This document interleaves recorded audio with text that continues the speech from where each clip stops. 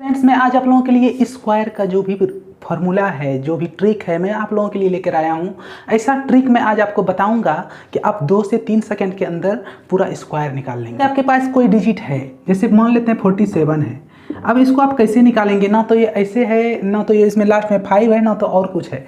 इसको निकालने के लिए सबसे अच्छा ट्रिक है, इसको इससे ये कर लीजिए, उसके बाद ऐसा लिख लेंगे, उसके बाद 7 चौक 28 दूना हो जाता है आपका 56। इस दोनों को जोड़ दीजिए तो हो गया इसका आपका स्क्वायर। तो हम उम्मीद करते हैं कि आपको समझ में आएगा, और ऐसे ही बहुत सारे अच्छे अच्छे ट्रिक को लेकर मैं इस वीडियो में लेकर आया हूं। तो अंत तक बने रहिए। चलते हैं इस वीडियो में।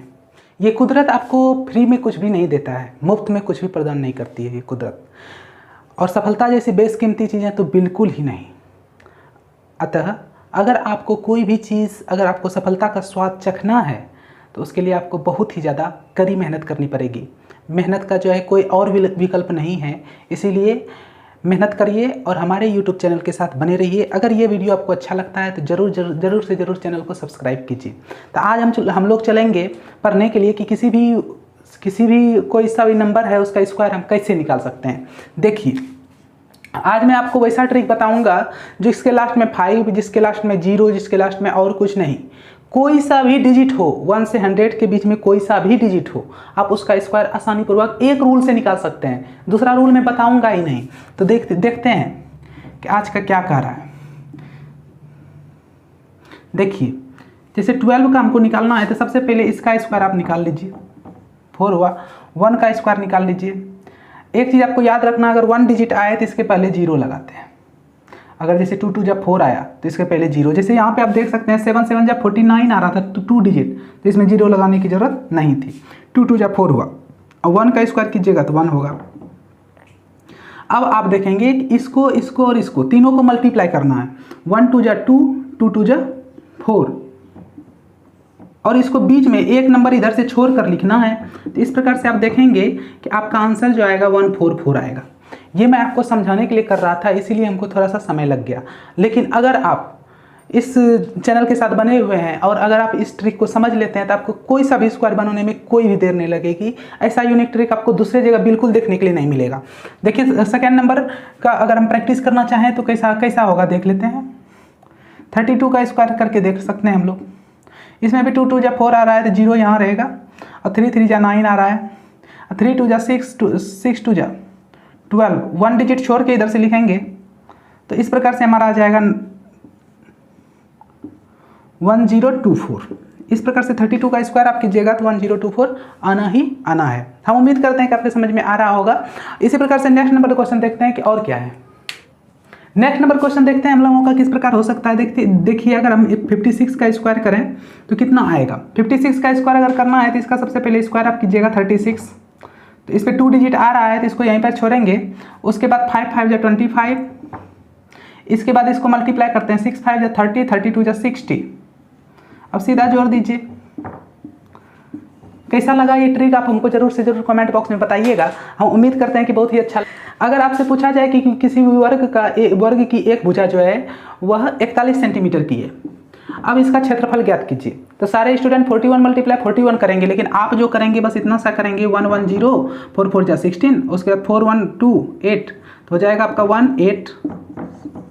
तो ये आपका आंसर आके तैयार हो जाएगा। आप डायरेक्ट उसका आंसर देखेंगे, ना कि आप जाएंगे उसका इक्वेशन करने के लिए। था हम उम्मीद करते हैं कि आपको अच्छी तरह से समझ में आ रहा, और बेहतरीन से बेहतरीन ट्रिक जो कि है वो मैं आप लोगों के लिए लेकर आया हूँ। Back to back trick. चलते हैं सेकेंड नंबर ट्रिक पे, देखते हैं क्या होता है।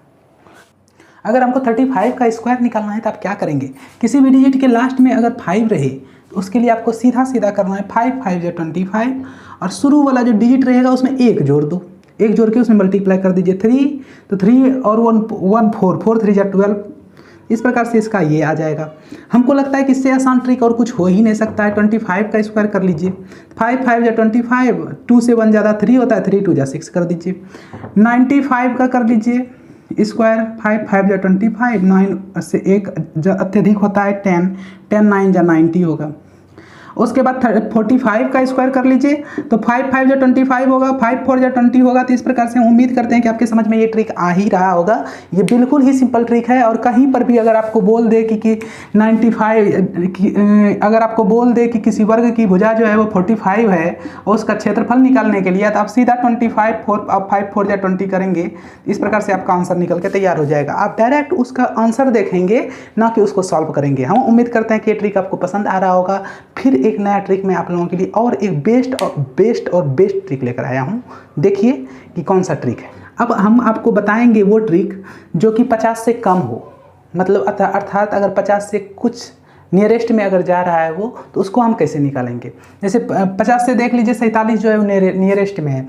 इसका स्क्वायर निकालने का सबसे आसान तरीका है कि आपको एक डिजिट याद रखना पड़ेगा, वो है आपका 25। इसको आपको हमेशा याद रखना है। 50 से अगर नीचे तक का या 50 से नियरेस्ट आपको निकालना है, 5 आगे 5 पीछे ऐसे करके अगर आपको निकालना है, तो उसके लिए सबसे पहले आपको 25 याद रखना पड़ेगा। उसके बाद देखिए 47 जो है वो कितना कम है, 47 जो है वो 50 से कितने कम है। तो 47 जो है 50 से 3 कम है, तो 3 जा होता है 9।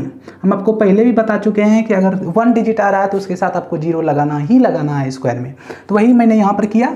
अब देखिए कि 50 से कितना कम है, 47 जो कम है वो है आपका 3 कम है। तो 25 में 3 को घटा लीजिए, कितना हुआ 22।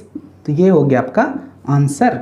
तो उसी प्रकार से हम निकालने का कोशिश करेंगे 48 को। 48 का स्क्वायर निकालने के लिए हम क्या करेंगे, सबसे पहले हम देखेंगे कि 50 से ये कितना कम है। 50 से ये कम है 2, तो हो जाएगा 04।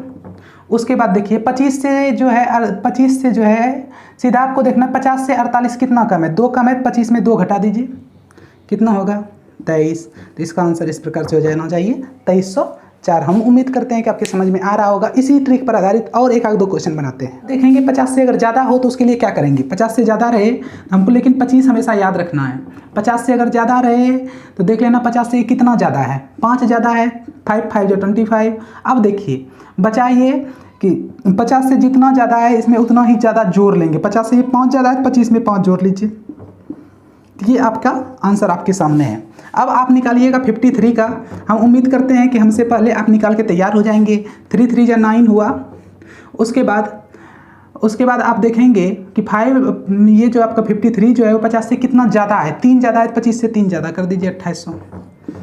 तो इस प्रकार से आपका आंसर निकल के आपके सामने आ जाता है। हम उम्मीद करते हैं कि आपको ये ट्रिक बहुत ही अच्छी तरह से समझ में आ रहा होगा और इसका अप्लाई आप अपने जीवन में जरूर ही करेंगे।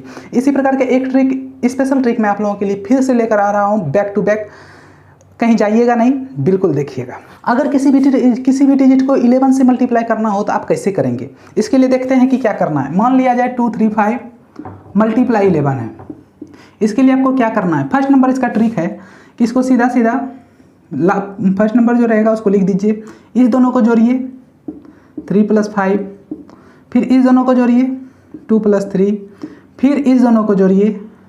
सब जुट गया है तो लास्ट में रहेगा। अब देखिए 5 8 3 2 5 2, इसका आंसर आपके सामने आके तैयार है। अगर हमको अगर करना होता तो हम सीधा इसको 5 लिखते, सबको जोड़ के फटाफट लिखते चले जाते और इसका आंसर हमारे सामने आ जाता।